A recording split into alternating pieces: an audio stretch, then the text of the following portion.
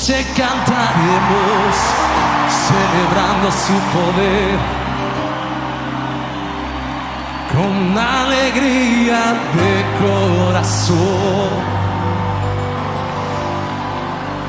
como el que va con la flauta al monte del Señor. Celebraremos su poder.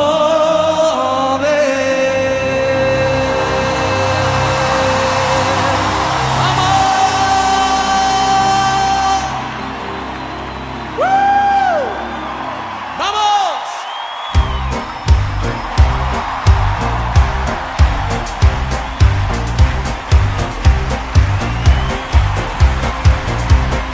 ¡Vamos!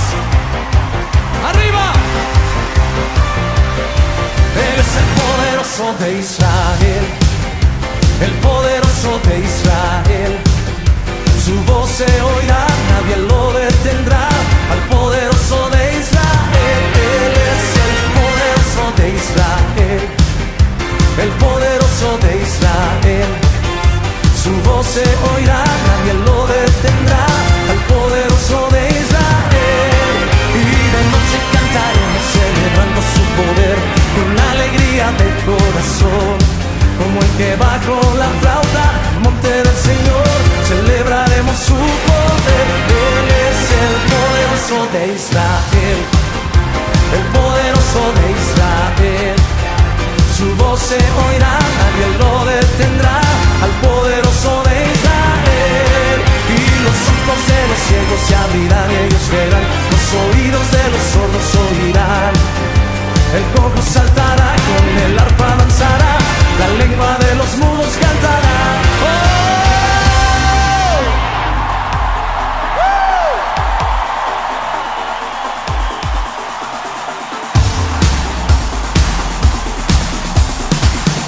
¿Alguien puede gritar de júbilo?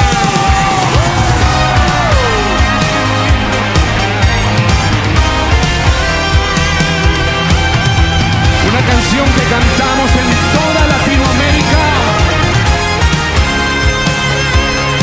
Dice así.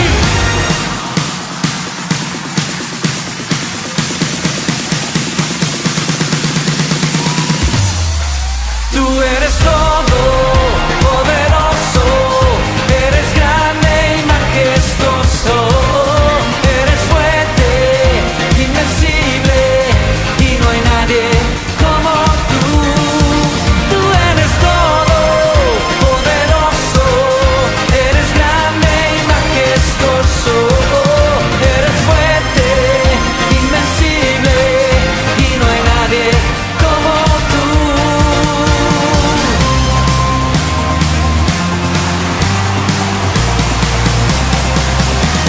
¿Cuántos tienen un Dios todopoderoso? Las palmas aquí.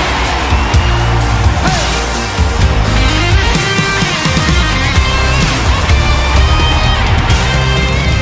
¿Alguien puede usar sus pies? ¡Arriba!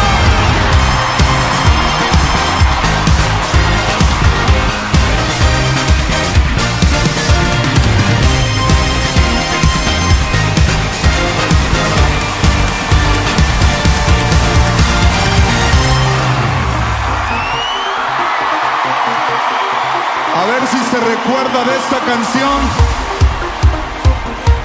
¡Vamos! Cuando pienso en lo mucho que hizo por mí, cuando pienso en el día que me libero, quiero cantar, cantar, cantar, cantar. Quiero cantar, cantar, cantar, cantar, cantar. Cuando pienso en lo mucho que hizo por mí, cuando pienso en el día que me libero, quiero danzar, danzar, danzar, danzar, danzar. ¡Arriba! Quiero danzar, danzar, danzar, danzar, danzar. Cuando pienso en lo mucho que hizo por mí, cuando pienso en el día que me libero, quiero gritar. Gritar. Quiero gritar, gritar, gritar.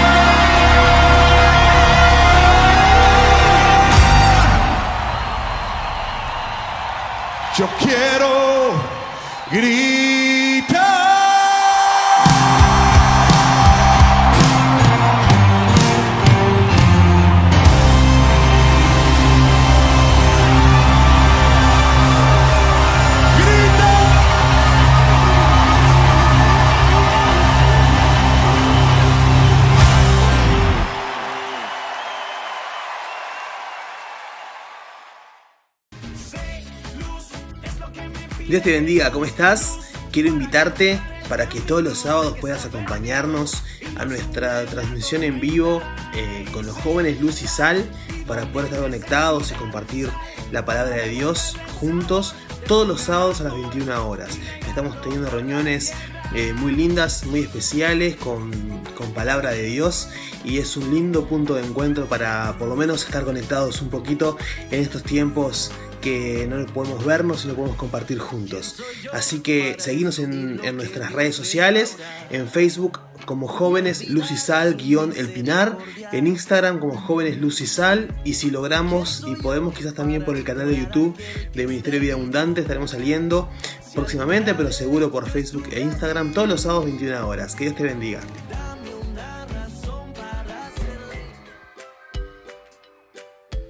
Hola amigos, amigas, Dios les bendiga. Esto es un momentito donde queremos recordarle nuestro momento para niños, para niñas, nuestro espacio Kids. Así es, nos encontramos todos los miércoles a partir de las 5 de la tarde, los sábados a partir de las 11 de la mañana en nuestro canal de YouTube. Por favor, familias, queremos que los niños puedan seguir aprendiendo la palabra de Dios, conociendo más acerca de Jesús, y es muy importante que nosotros como adultos estemos pendientes de ello. Así que les dejamos la invitación para que en los días que les mencionamos, en el horario que les dijimos, puedan estar acercando el televisor, el celular, la tablet a sus hijos, a sus nietos, a los niños que están en casa, para que puedan conectarse con nuestro programa. Y es muy importante que ellos aprendan la palabra de Dios, aprendan los versículos que nosotros desde aquí les lanzamos para que ellos lo hagan. Así que recordarles, aprendan la palabra del Señor. Muy bien, nos vemos entonces en Espacio Kids. Nos vemos.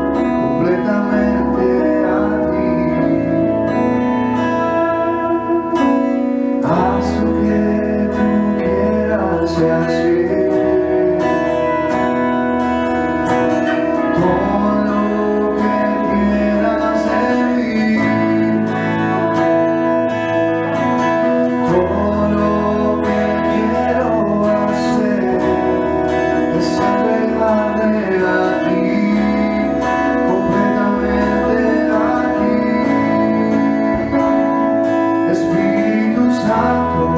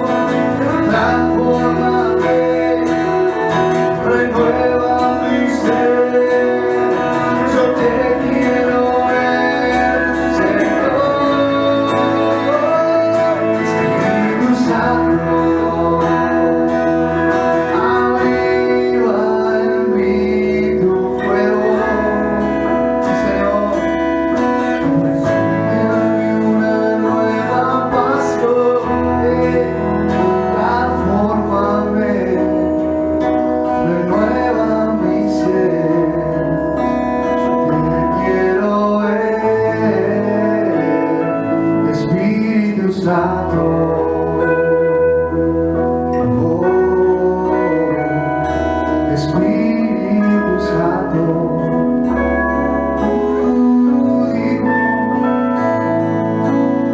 eres digno, eres digno, digno, digno,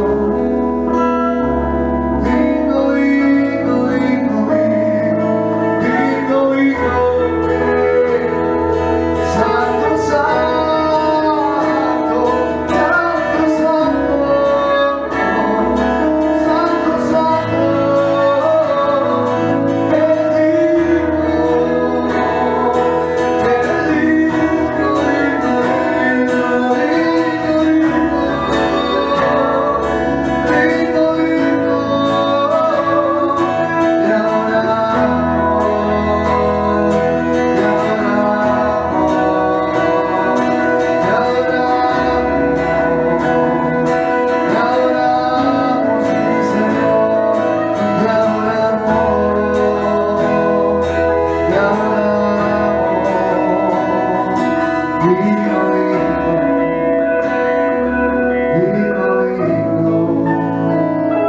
Espíritu Santo,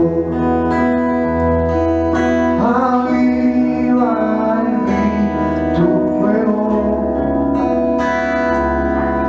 enciende en mí una nueva pasión, transfórmame, renueva mi ser, te quiero Espíritu Santo,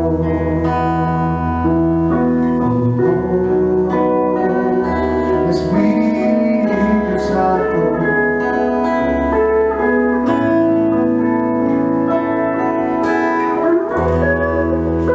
Sí, Señor.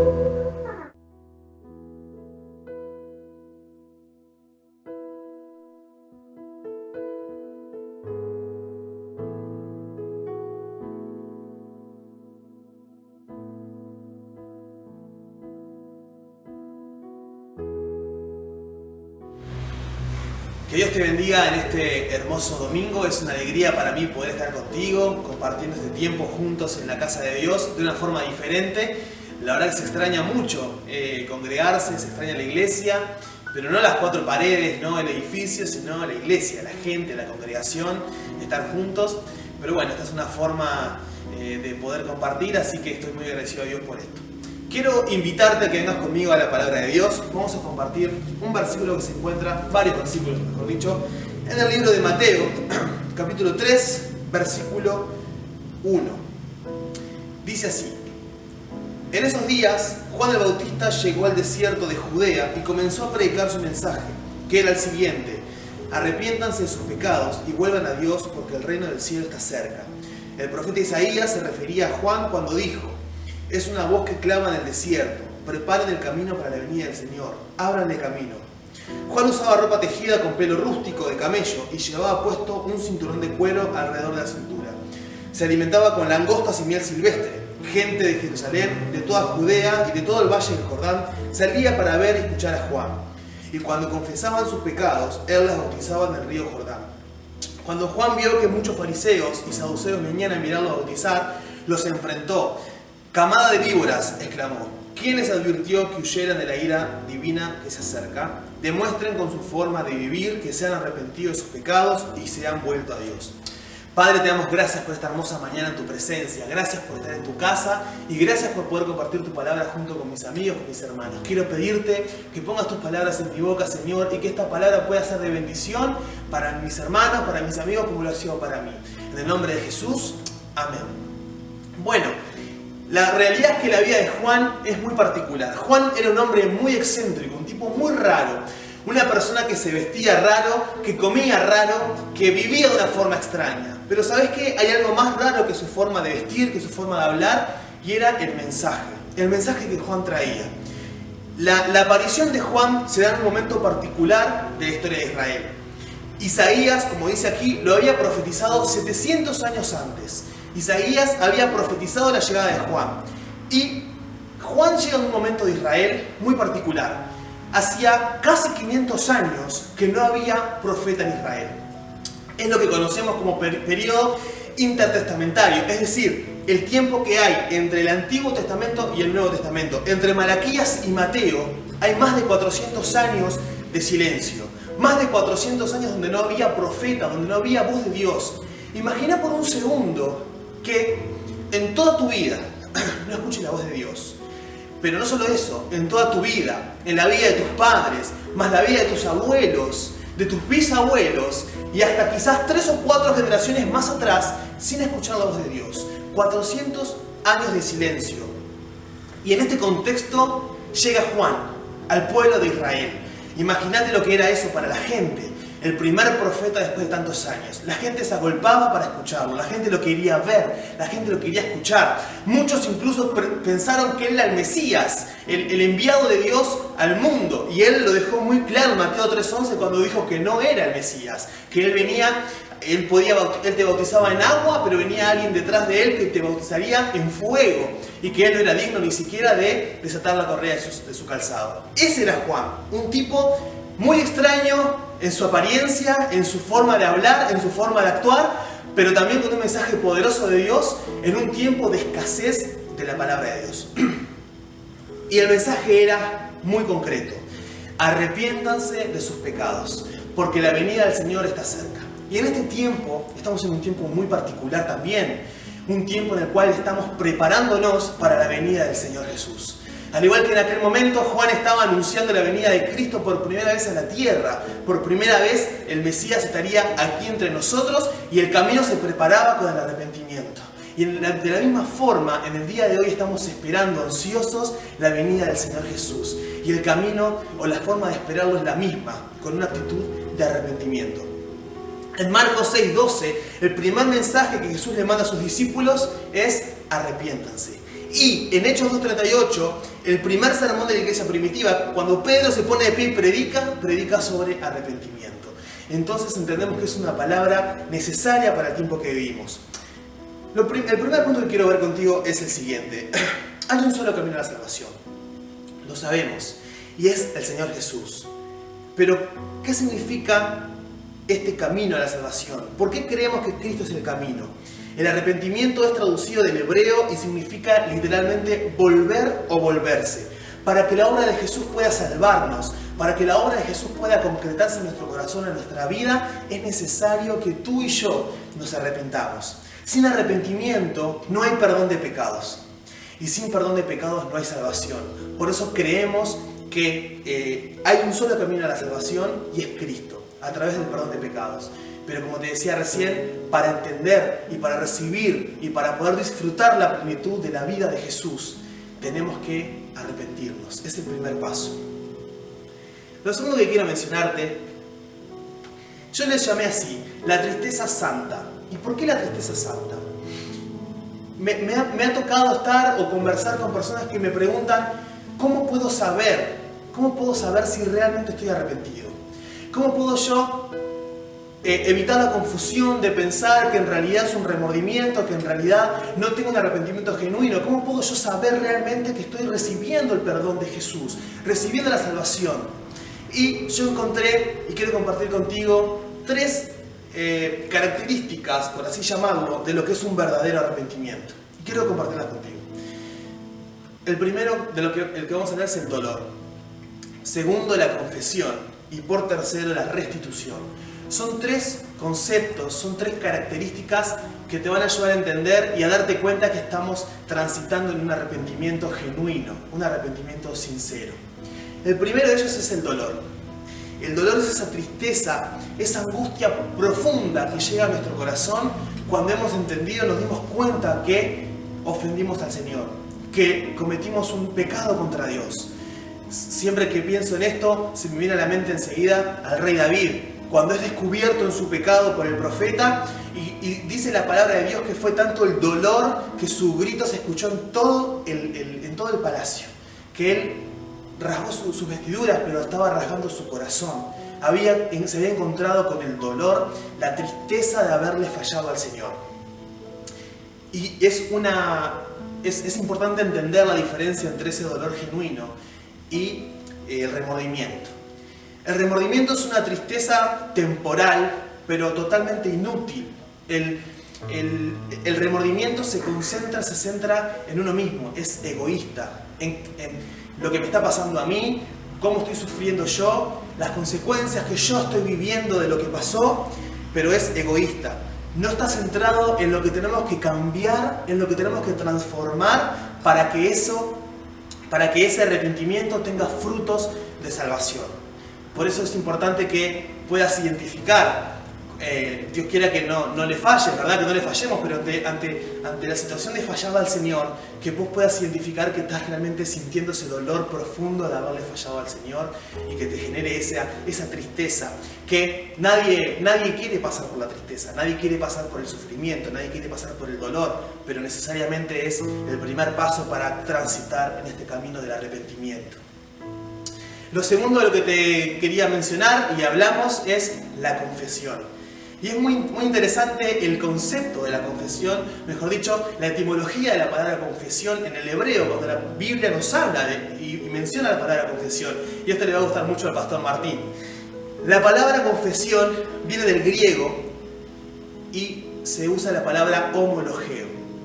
Homologeo significa homo, decir lo mismo, homo de la misma significa, y logeo es un derivado de la palabra lego, que significa relatar con palabras. En términos concretos, homologeo significa decir lo mismo. Por ejemplo, en Romanos 10:9 dice: si confesares con tu boca que Jesús es el Señor y creyeres en tu corazón que Dios le levantó de los muertos, serás salvo.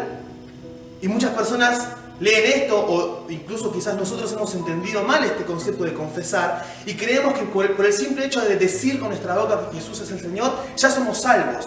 Cuando en realidad el concepto de confesar significa decir lo mismo, homologeo, decir y relatar lo mismo. Significa, confieso a Cristo, entonces tengo que hablar lo que hablaba Cristo, tengo que vivir como vivía Cristo, tengo que ser y decir las palabras y creer en las palabras que Cristo decía. No alcanza solamente con mencionar que Cristo es el Señor. Por otra parte también confesar nuestro pecado entonces significa decir lo mismo que Dios dice de mi pecado. Y esto es muy importante que lo podamos comprender. ¿Qué es confesar en este contexto? Decir lo mismo, nosotros decir lo mismo que Dios dice de nuestro pecado. En 1 Juan 1:9 dice: si confesamos nuestros pecados, Él es fiel y justo para limpiar nuestros pecados. Ahora, pedirle perdón una y otra vez al Señor no es confesión. Y esto es muy interesante y muy importante entenderlo. Lamentablemente he escuchado personas o he estado, me han comentado, por ejemplo, situaciones en las cuales alguien confiesa un pecado, confiesa haberle fallado al Señor, simplemente quizás por obligación, pero en su corazón manifiesta quizás no estar del todo arrepentido de lo que sucedió. O qué lástima que no estuve más tiempo en esa situación que le generaba cierto placer o cierto beneficio, ¿verdad? Entonces eso nos da a entender que no hubo una confesión genuina. Cuando yo realmente confieso, Dios me está diciendo en la palabra de Dios, Dios me está diciendo en su palabra que la confesión es llegar al proceso de creer y pensar lo mismo que Dios piensa del pecado que yo cometí. ¿Y qué es lo que Dios cree y piensa del pecado que yo cometí? Dios aborrece el pecado. Dios aborrece el pecado. Ama al pecador, pero aborrece el pecado. Entonces, cuando yo alcanzo ese proceso, esa confesión, y yo alcanzo ese proceso de entender y creer lo mismo que Dios cree del pecado, yo voy a mirar lo que de repente cometí, el pecado que cometí, voy a mirar el acto que ofendió al Señor y voy a sentir el mismo rechazo que Dios siente por ese acto. Ese es el proceso de la confesión. No solamente sentarme y decirle frente a una persona lo que he hecho, sino llegar a sentir ese rechazo, ese asco, ese alejamiento de lo que hemos hecho, porque estamos viendo nuestro acto como Dios lo ve, como Dios lo vio. Muchos intentan jugar con Dios un juego de pecado-confesión, que claramente Él no va a aceptar, ¿verdad? El diablo, es cierto que el diablo no juega con nosotros, pero Dios tampoco juega con nosotros. Y nosotros no podemos jugar con Dios. Dios no va a entrar en ese juego de pecado, confesión, pecado, confesión. Si nosotros nos arrepentimos de corazón, si entregamos nuestra vida al Señor y le pedimos que Él nos ayude a transitar este camino de arrepentimiento, todas las bendiciones de su gracia van a ser nuestras. Todas las bendiciones del perdón y de la bendición de Dios estarán a tu alcance. Ahora, si por el contrario fingimos estar bien delante de Dios, nuestra actitud es simplemente de esconder o de no transitar este camino de arrepentimiento genuino, claramente vamos a dejar transparentar nuestra vida que el poder transformador de Dios no nos ha liberado. Y por último, quiero hablarte de la restitución. Como te dije, eran 3 conceptos que quería hablar contigo: dolor, confesión y por último, restitución. En Lucas 19:8 encontramos la historia de Zaqueo, este hombre tan peculiar que quería ver a Jesús y se trepó a un árbol para poder verlo y se sorprendió cuando Jesús le dijo: voy a ir a tu casa. Y cuando Jesús va a la casa de Zaqueo, Zaqueo encuentra salvación. Y cuando encuentra salvación, encuentra perdón de pecados, porque él se arrepiente de todas las cosas que había hecho. Pero hay algo muy particular en la vida de Zaqueo. Él se pone de pie y dice: si en algo he defraudado a alguno, se lo devuelvo cuadruplicado. Restitución. Cuando hacemos las paces con Dios, también queremos hacer las paces con las personas. Si queremos tener una relación vertical que sea bendecida, también vamos a procurar una relación horizontal bendecida. No vamos a lograr estar bien con Dios hasta no haber arreglado la situación con las personas afectadas por nuestro pecado, afectadas por nuestras malas decisiones, afectadas por nuestras malas conductas. Cuando uno está dispuesto realmente a acercarse a alguien y decirle: te pido perdón por lo que te dije, te pido perdón por mi actitud, te pido perdón por hacerte de daño, o no tengo excusa, o vengo a pagarte lo que te debo, todas esas frases sinceras de un corazón arrepentido, hasta cuando tú logras acercarte a alguien y transmitir estas frases liberadoras, vas a poder demostrarte a ti mismo que estás transitando un arrepentimiento genuino. Dolor, confesión y restitución. Y para cerrar este momento, este pensamiento, este mensaje, quiero concluir con una advertencia. Cuando el arrepentimiento es imposible. Y tú me dirás: Hassan, ¿es cierto? ¿Puede llegar un punto en nuestra vida en el cual no me pueda arrepentir? Y la realidad es que sí. En Génesis 25 vemos la historia de Esaú, un hombre profano que menosprecia las cosas de Dios. Vendió su primogenitura a su hermano por un plato de comida. Y luego más adelante en la palabra de Dios encontramos en Hebreos 12 que se nos dice que Esaú procuró con lágrimas arrepentirse y no pudo.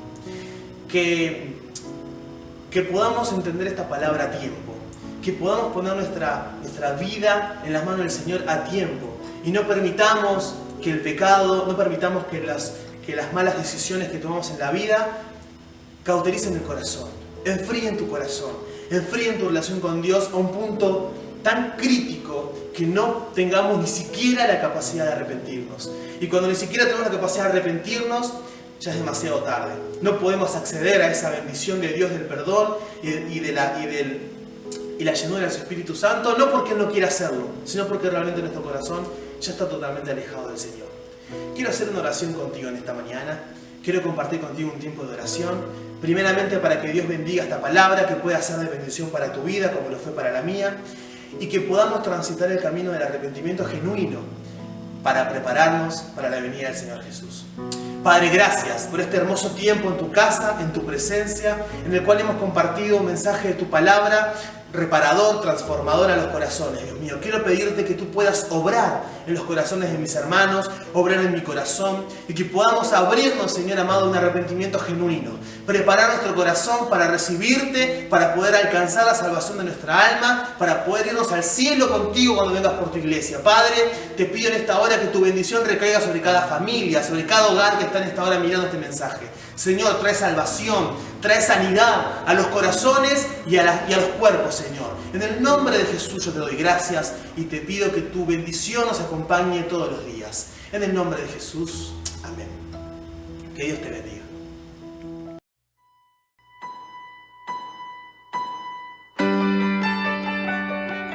Oh man.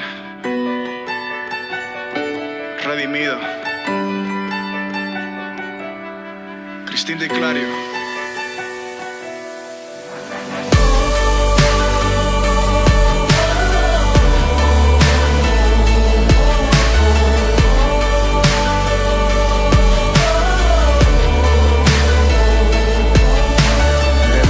No sabía cómo iniciar esta canción, cómo empezar a describir a alguien tan indescriptible. No existe una palabra, un texto o una oración que pueda definir un amor tan increíble. No hay versos que puedan ayudar a este poeta. Cualquier articulación se quedaría incompleta.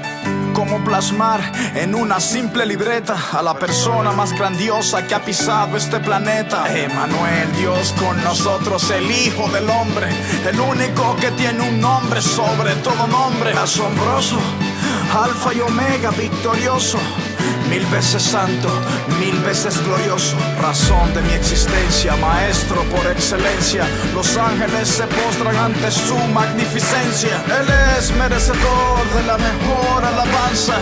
Él es mi esperanza. Mi corazón entona la canción para el que murió en la cruz, que por mí su vida dio. Venció la muerte al tercer día, me dio la vida y viviré para siempre proclamar el nombre de Jesús.